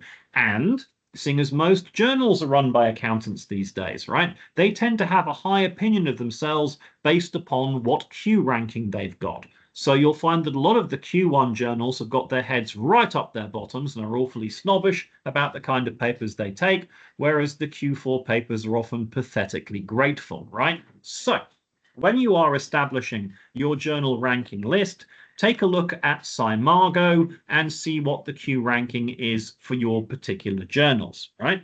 Oh, Greg, are you suggesting that I should sort my journals on purely economic criteria? Yes, I am. But that's not the only way in which you sort them. Also, you will often just know that some journals are more prestigious, right? Some journals just are more prestigious. I don't care where, inquiry is on the Q ranking at the moment, or the proceedings of the Aristotelian Society. If you've got your paper accepted in that journal, then you are just shit hot and everybody knows it, right? Some papers some journals just have that prestige. So be mindful of that, okay? And plus, it's also the case if you're working in certain areas, regardless of the Q ranking, that certain journals are just viewed as the tippity top, right? So if for whatever reason you were working on British idealism, and if you got published in the Journal of British Idealism, then congratulations, you are the top of the pecking order, right? Regardless of where that very niche journal happens to be on the journal ranking list, okay? So I'm going to suggest you use common sense, but just be mindful of the Q rankings too, okay? Why am I stressing the Q rankings? Well, let me tell you another thing about the academic publishing process, kids, you might not know about. And this relates to my next point about the ranking, is that there are lists published every single year by DHET. Are we all familiar with DHET? No, it's the Department of Higher Education and Training. Oh, a glorious South African institution, right? What do? They, and you might not know this, they pay out a subsidy for every academic publication that is on their magic DHET list. So they publish a list every single year, and it's a compilation of their own lists and the lists of other certain things like a Norwegian database and the Scopus database and the Dictionary of Open Access Journals and blah, blah, blah, blah, blah, blah, blah. If your journal is on that magic list, it means that when you publish it, money flows to the university. Now, am I suggesting that serious academics would allow the law of filthy lucre to sway their assessment of postgraduate students and their employment prospects? Yes, that's exactly what I'm suggesting. Now, you might think that's an appalling thing to say, and I'm entirely with you, comrade, and after the revolution, I'll do a completely different talk for the rest of you. But in the meantime, dealing with the market as we see it, you need to make sure that the journal you've picked is on the DHET list. The DHET list is widely available online. You'll probably find that your own university libraries has a copy up there for you to search. So, where was I? Make your list of journals. Rank them according to a variety of different criteria. Double check they're on the DHET list, right? If they're not on the DHET list at this stage in your career, do not publish with those journals unless you have unbelievably compelling other reasons for doing so, which you probably don't, right? So you've done that, you've made your list, then what do you do? Start at the top of the list and work down. Start with number 1. If they say no, number 2. If they say no, number 3. Work yourself down the list. I will say more about this in a second, right? But remember that. Form a list. Do not set your heart on one journal. Always have a plan B, and then a plan C, and then a plan D, right? And work down the list. Oh, this one's particularly prestigious. They got an acceptance rate of 30%. Tell you what, I'll try there first. I'll aim highest. If they say no, then I'll go for this Q2 journal, right? And work along like that. Right, the tedious bit. Check and see, once you have picked a particular journal, exactly what the journal wants you to send. This will save you an awful lot of time. You will probably have to navigate the editorial management system, which is an automated submission system, which has all the warmth and personality as any other automated system, right? So a bit like the academic version of phoning the cinema hotline, and it's all automated and AI. It's a bit like that and equally user-friendly. But there are certain things you can find out in advance that just make your life easier. Otherwise, you will sit there, for example, and you've got your paper. There is your paper. It's all done. It's ready to go. And you're ready. You're itching to press that submit button, right? But no, they don't want your paper. They want a main text. They want a main text and they want a separate cover page. They want a separate cover page and an abstract. They want a separate bibliography. They want another piece of paper where you're declaring your funding sources. Another one where you declare your interests, any conflicts of interests. An AI declaration going, oh, no, I didn't write this using AI honest engine, right? All that sort of stuff. Some of them even want a cover letter to the editor motivating them to accept your particular paper, right? If they want these things, they will tell you before on their guidelines for authors. Go to the journal, look at the guideline for authors, write down what they want, prepare it in advance. It will make your life so much easier. And don't forget, and I did forget to put this on my list, anonymize your paper. Remove yourself from the paper. So the person reading your paper has no idea who the author was. If it comes in and it's clearly identifying the author, that's usually an instant desk reject. Anyway, go to the journal website, figure out what they want. If you're very lucky, some of the old school journals will go, yeah, just stick it in an email attachment and send it to the editor. God bless those old school journals, but you will probably have to navigate an editorial management system, and they ask for all sorts of rubbish that will consume hours of your time. Right, now, another very, very, very important point. Formatting. Right, now you might be thinking that there is no point in formatting my paper to a particular journal style before they've even accepted my paper. Surely, logically, that would be something it would only be worthwhile wasting time doing after they've accepted my paper. What is the point of me formatting my paper if they aren't even going to accept it? And you know what? You're entirely right. Yeah. But there you go. There is no logical rationale here, and many journals will make you format your paper, and it'll always be the one you haven't already done in your paper. So if you've used APA, they'll want Harvard, and if you've used Harvard, they'll want APA. And God forgive you, right? Sometimes they might even want Yale, and that will take hours and hours and hours of your life formatting the damn thing for one of the least user-friendly format. It doesn't matter, right? Formatting, okay? journals will have a particular style. Find out what the style is. Apply it. Do it. Oh, but Greg, surely that's not important. I don't know. Is getting published important? Yes. Then do it. Just do it. Format it. Do it religiously. Don't forget the footnotes. Don't forget the endnotes. Do it properly, to the letter, all the way through, whatever they're asking for. I've never had an editor reject my paper for not meeting formatting requirements. I have had several reviewers recommend that my paper be rejected for not meeting formatting standards. So there's a tip for you. Yes, it's a pain in the arse. Yes, it's unnecessary. Yes, in this modern day of electronic formats and the rest, there's no need for it. However, yeah, it's just one of the conventions of the field. Yeah, don't look at me. It was broken when I got here. Okay, format your papers. Right. Now, knowing your audience. This is a very, very important thing and can also be a make or break thing about whether your paper goes out for review or doesn't. Okay, you need to, oh, I've gone too far, back a second. There we go, right. Ask yourself, what kind of a journal am I submitting to, right? Specifically, is this a specialist journal or is this a generalist journal? Okay, now, what's a generalist journal? A generalist journal is something like the South African Journal of Philosophy.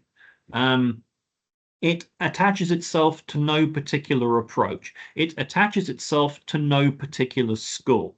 It is designed to be heterodox. So you can submit papers in analytic philosophy, in continental philosophy, in African philosophy, in various forms of Chinese and Asian philosophy. It's just open to anything philosophical, right?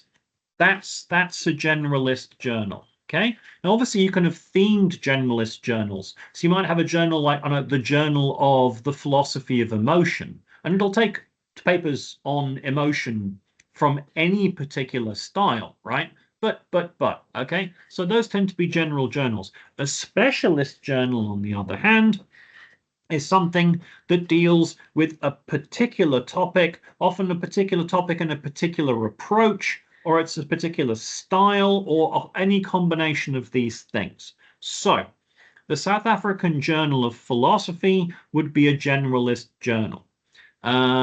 Whereas the Journal of the British Society for Phenomenology would be a specialist journal. The Journal of Modal Logic would, by God, that would be a specialist journal, right? That's what I'm talking about. Some have a niche audience and some appeal to the general philosopher.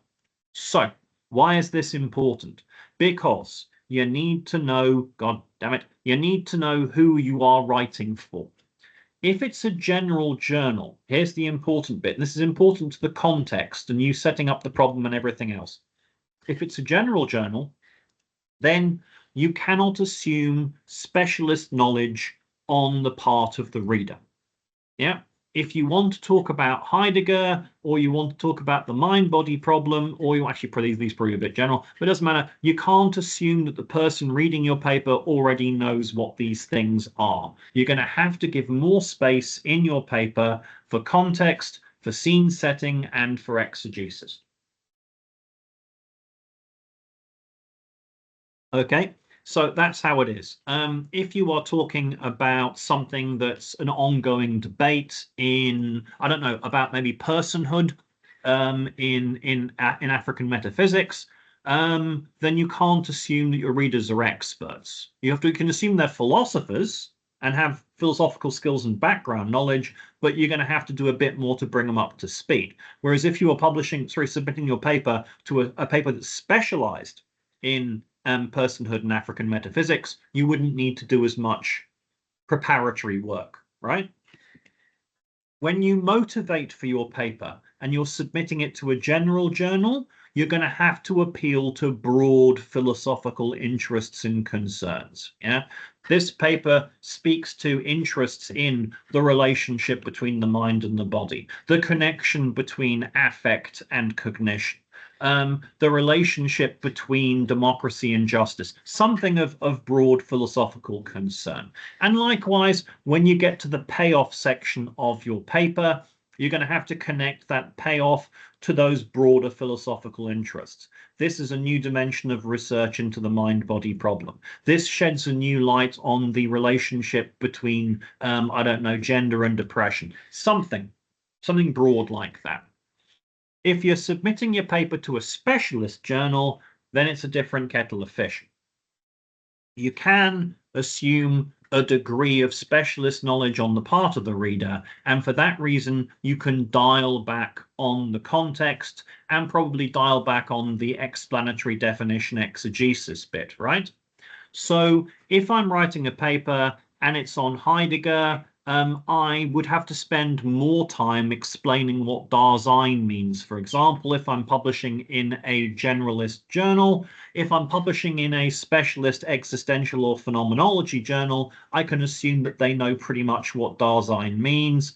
And if I spend half a page explaining it, I'm going to get a red line from the editor for patronizing them, right? Do you see the difference? Yeah? Hopefully you do. Okay, so if it's a specialist journal, then you can motivate for your paper by appealing to specific philosophical interests and concerns. You can point to, there is a current debate in our field, right? In the present scholarly leadership, I'm going to intervene here. This is what I'm doing, right? And because you're talking to experts working in the same area as you, they'll get what you are up to. That's how you motivate them, not at the general level, at the niche level, the niche specific level. And again, when you make your payoff, don't speak to the broader philosophical benefits, or at least not exclusively. Point to the contribution you have made to the specialist scholarship that this kind of journal produces. Yeah.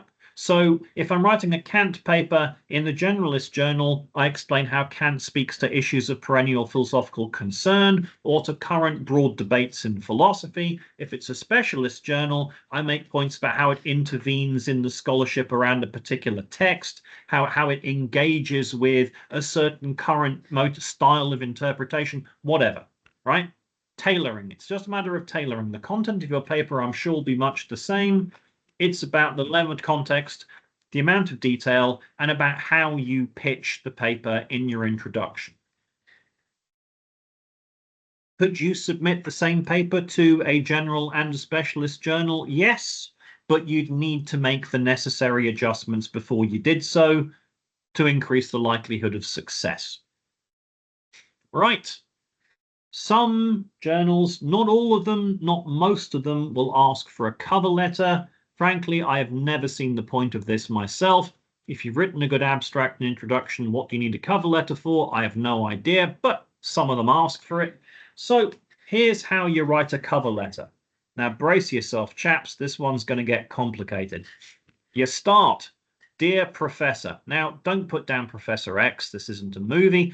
Put down the name of the professor, the editor, whoever it was who wrote, whose name is on the editorial management system, right? What do? Dear Professor Smith, Jones, Masolo, whatever, right? I am submitting my paper titled blah, blah, blah, blah, blah, for consideration for publication in your journal. My paper addresses, and then give them your abstract. Give them your introduction, just a précis, a diluted version.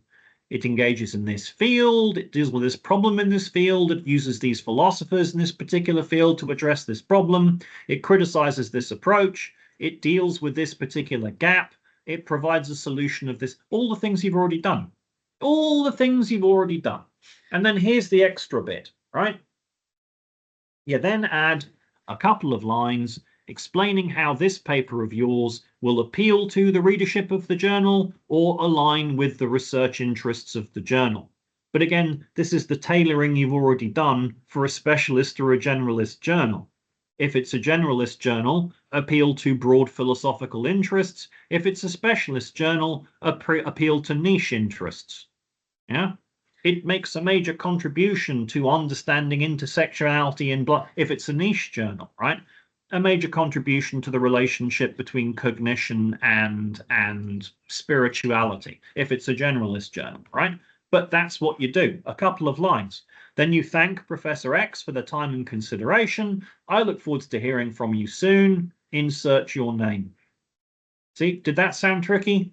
Was that terrifying? No. If you've got as far as the cover letter stage, you've done all the work already, so don't sweat it. Right, peer review. Peer review. Your paper will be peer reviewed. What does that mean?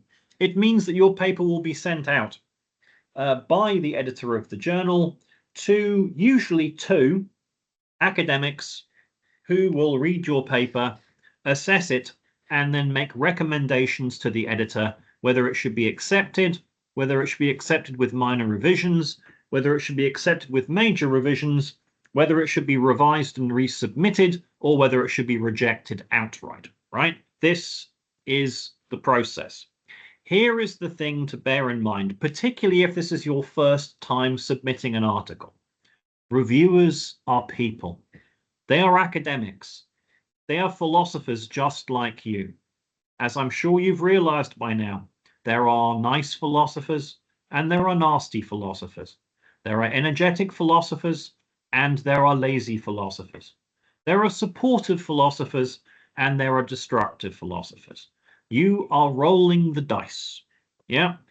If you're lucky, you'll get two of the decent ones. If you're unlucky, you'll get two of the rubbish ones, right? Or perhaps you're catching one of them on a bad day. You know, like sometimes on a Monday morning before you've had your coffee, you're a bit grumpy. Yeah, you've been there. Well, sometimes they're there as well. So these are all things to bear in mind before you start thinking suicidal thoughts when you get a negative review from a journal. Okay? Another point, and I cannot stress this enough, is that some reviewers are just assholes, right? It's just the way they are. You'd hope that a decent editor would identify this tendency and stop using them, but again, you roll the dice when it comes to the reviewers. So my advice to you when you get your comments back from the reviewers is not to take it personally. They don't know you. They don't know what you have been through. They don't know your project. They don't understand anything, right? It is not a personal attack on you. You have invested an awful lot of time and energy and your life, and you have sacrificed and you've put it into this paper. And for this reason, you often lack critical distance, emotional distance from your paper. Your paper is in effect your baby. Yeah, you have carried this thing. It's given you what? Swollen ankles and a painful back, and you've carried this thing to term, and now you've sent it off to the reviewers, and they've looked at it and they've told you your baby is ugly, right? It's very, very hard not to feel hurt, but you need to not take it personally. Look at the comments, look what they've said, see if you can take anything away from it, see what suggestions they make. But if you get a negative review, do not take it personally. Right. Another thing to bear in mind, okay, is that a negative review is not the end of the world. Right? Nor are you the humble and obedient slave of the demands of the reviewers. You do not have to do everything that the reviewers ask you to do. Okay?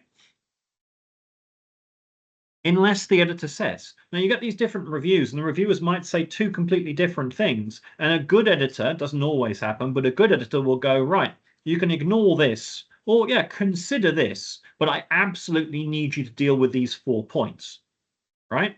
In that case, either deal with the 4 points or withdraw your paper, because the editor speaks with the authority of God in this particular matter, okay? But be clear on what you've been directed to deal with and what was merely suggestive, yeah? Focus on these points. I agree you should fix these particular things. You might want to consider their concerns with this, right? Use your judgment. It is not a tablet of stone with a series of commandments that you have to obey. View it as suggestive, except where it isn't. So ask yourself this when you get your peer review back. What am I being directed to do? What is this review asking me to do? Is it asking me to make substantive alterations, changes deep enough that they change the content, change the substance, change the structure of the paper? That's a big fix. And if they're asking for that and you make cosmetic changes, they will reject your paper. So understand what's being asked for. Are they asking for substantive alterations or additions? Are they asking for clarifications? That wasn't a bit clear, that was a bit vague, because often you can deal with that by clarifying the writing, some helpful footnotes, a bit more exegesis. That's a small fix. The things the reviewer is asking you for, and you might get a list, look at it and ask yourself, is the reviewer telling me that this is something I have to have in my paper? Or are they saying this would be a nice thing to have? Yeah? If the review goes, it reminded me of this, perhaps they might want to consider bringing something into this paper. That's not a need to have, that's a nice to have. So think about it, but you're within your rights to go, reasons of space, yeah? Reasons of space. And also consider the possibility that the reviewer is just out of their goddamn mind. It does happen sometimes. And that the instructions they've given you are so vague or frankly impossible, right? That you should not treat it seriously. Sometimes you'll get a reviewer who goes, I disagree with this paper. If I'd written this paper, here's what I would have written. You must now go write the paper that I would have written if I'd written this paper but haven't, right? Or you've written a paper and it disagrees with the reviewer's position and therefore your paper must burn. Yep. Those are times to go, okay, no, this can't be fixed. Maybe I send my paper somewhere else. So always ask yourself this. Or I'll give you an example of a review I had a couple of years back. The reviewer said that I like where this paper is going, but it's too much. It's too much up in space, and it needs to be down here. It needs to be down here on the ground. That was it. That was my review. That's what I got. I'm kind of sitting there going, what is he asking me? How do I fix my paper in response to that kind of feedback? So use your judgment. It is not a tablet of stone. Use your own judgment. Does it feel right? Does it feel right in your gut? If it doesn't, you can push back. Because when you write back to the reviewer, to the editor rather, you're going to go, sure, I made these corrections. And then go, reviewer one asked for this, I've done this. Reviewer one asked for this. No, it's beyond the scope of my paper. I appreciate the suggestion, but I'm going to consider this in a different paper, right? Or it would be too far outside this. You're allowed to do that, provided you give the editor reasons why you're ignoring this. Yeah? But again, I'm going to encourage you not to ignore the substantive requests. But it's a negotiation, right? So trust your own judgment. Or if you are new to the game and you are nervous, and yes, we all know what imposter syndrome is, right? If you don't trust your own judgment, trust the judgment of someone whose judgment you trust. Wow, that was proper philosophical bollocks right there. Serious wisdom. Did you hear that, people? Trust the judgment of someone whose judgment you trust. What do I mean? I mean is find someone that you think can assess things objectively, that does have an impartial perspective, and go, look, this doesn't feel right. What do you think? And they're going to go, yeah, I agree. Push back on this one, right? That's I'm talking to you. Your supervisors, your peer, that lecturer who seems to like you, whatever. One of those people, yeah? That's what you do. Don't take it personally. Take it seriously. Use your own judgment. It's a discussion. It's not an instruction. Right? And if you're not sure, seek advice. That's what I would suggest.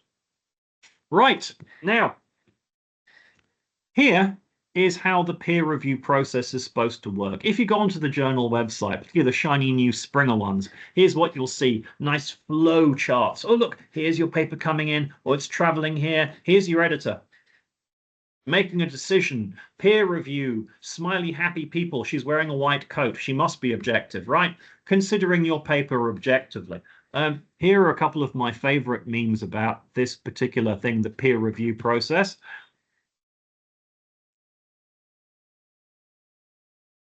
Yeah. What's happened here? What's happened here is that a reviewer, and don't ask me why, it's always reviewer number 2, has asked you to do something absolutely bonkers with your paper, right? I very much enjoyed your paper on the on the feminist aesthetics of tables, but I feel you should also talk about Hegel. And you go, oh, right, I will now insert Hegel into my paper. Okay. No. That's a substantive change. If it's not in keeping with the spirit of the paper, say no, argue with the editor, or take your paper somewhere else, right? Do not be the guy on the right.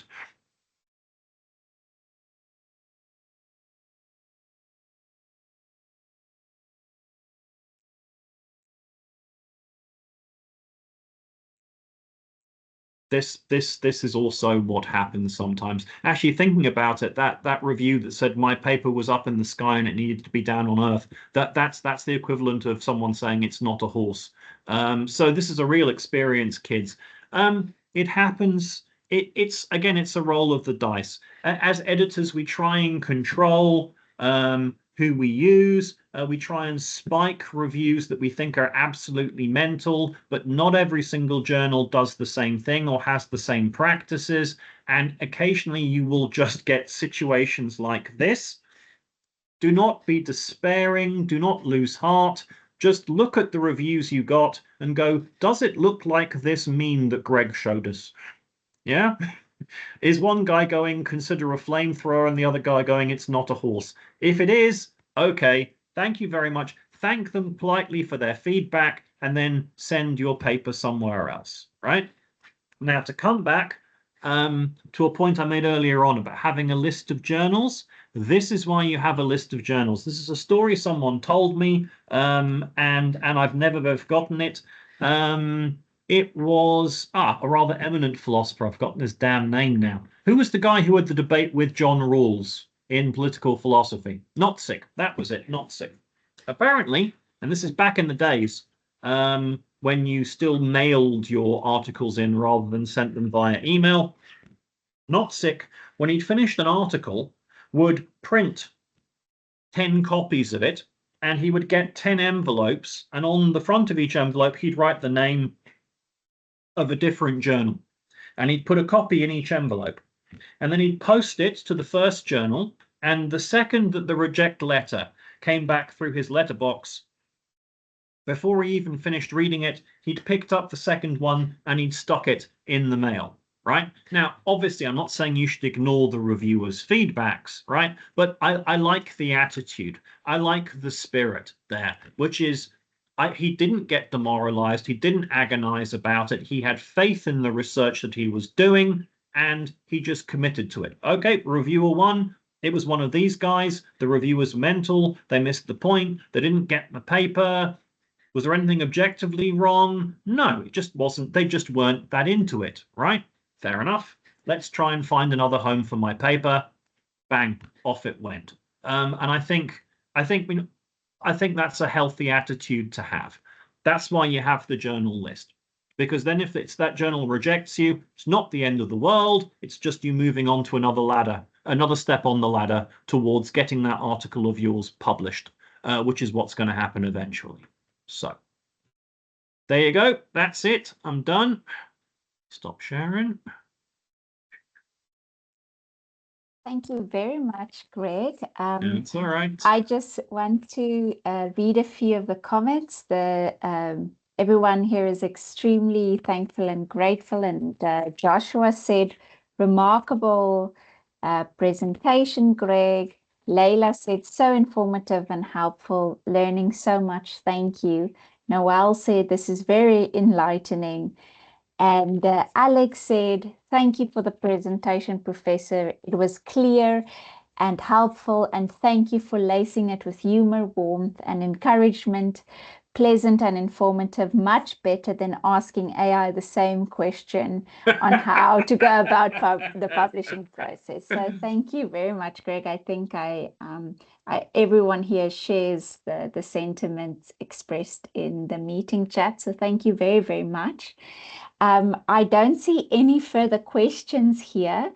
Will it be possible for them to contact you if they have any questions? How do you want them to go about that? Or do you want me to kind of... Chaps, let me say this.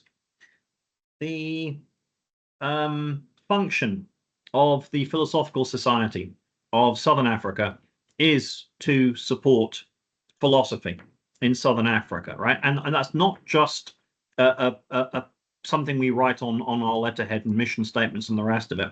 It's something we believe very strongly in. And the absolute priority for growing and maintaining a flourishing philosophical community is taking care of the early career researchers and the postgraduate students. That's why the Society for Postgraduate Philosophy and Study exists. It has the complete support and backing of the PSSA. I and the other members of the EXCO and many other senior academics are more than happy to give our time to early career researchers and postgraduates. If you want more of these seminars, we will happily do them. You don't have to sit through another presentation from me, but I'm happy to do more. And there are others with niche areas. You let us know what you need. We are happy to provide it for you if you're happy with this format. If you want to contact us directly, that's absolutely fine too. I would encourage it. Right, that's what I'm here for. That's the most important part of my job, right? The only caveat I would say to this is we don't ever want to be in a situation where it looks like we're backseat driving your own supervisor. Of all the academic relationships you have as a postgraduate, the one with the supervisor is the most important, right? Whether your supervisor is a nice guy or an evil guy, you don't want to tick them off.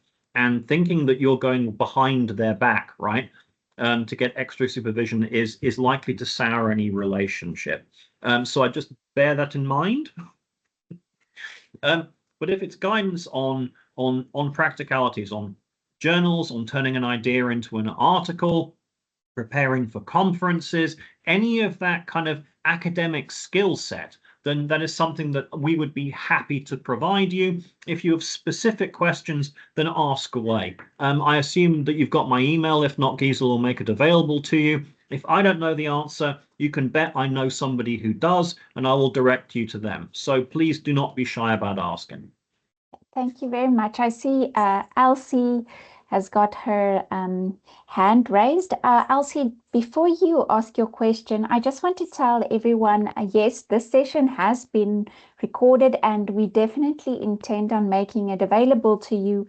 The SAPS committee just needs to talk about the specificities of that because it's going to be quite a large file. So the SAPS committee just has to discuss that, but we will definitely make it available. Yes, Elsie? Thank you, Gisela. Morning, Prof. Greg. Hi, Elsie. How you doing? Good. How are you?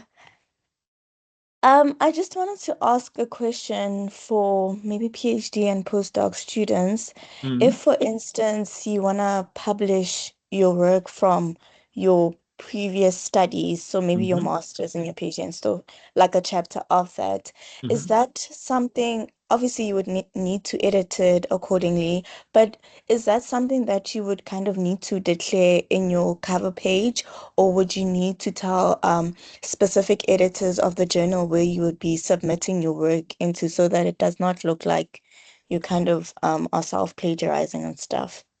No, I don't think so. Look, I know there's been problems where I knew a guy and he was a prolific publisher. So by the time his PhD came out, he'd already published like 4 papers out of it. And then there was a problem because then he had to go and get permission from the publishers to use the material from the journals in his PhD before he could submit it. Now, that was an extra administrative hurdle, but it wasn't a big deal. I mean, all the publishers went and so there was declaration, and then but the thing is, the thesis couldn't proceed until he had all those letters. But that's the other way around. Most academic publications by postgraduates and postdocs is based upon their postgraduate research. So, I mean, you might want to put in your first footnote that this article is drawn from material or research conducted during my PhD at this institution. My particular thanks to my supervisor, whatever the name of the supervisor was, but that's just a courtesy. But dear God, I mean, look, I've got a couple of publications myself, and half of those are from my PhD. I never filled any declarations out, and my university didn't appear to be particularly cross with me. They just counted the money. So yeah. Okay, perfect. Thank you so much.